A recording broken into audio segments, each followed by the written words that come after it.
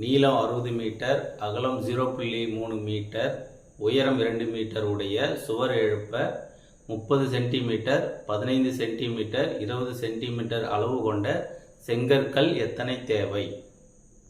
சுவர் கொடுத்துருக்காங்க, செங்கற்கள் கொடுத்துருக்காங்க. ரெண்டுமே பார்த்தீங்கன்னா ஒத்த வடிவம், கனச்செவ்வக வடிவத்தில் இருக்கு. சுவரோட செங்கற்களை நம்ம வகுத்தோம்னா நமக்கு வந்து டைரக்டா ஆன்சர் கிடைச்சிடும்.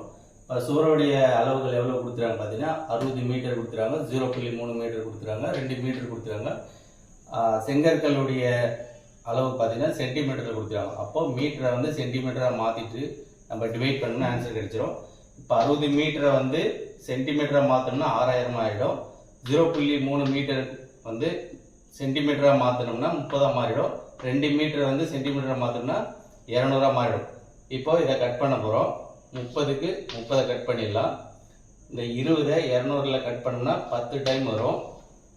15 6000 கட் பண்ணும்போது இதை கட் பண்ணும்போது 4 5 60 மாறிடும்.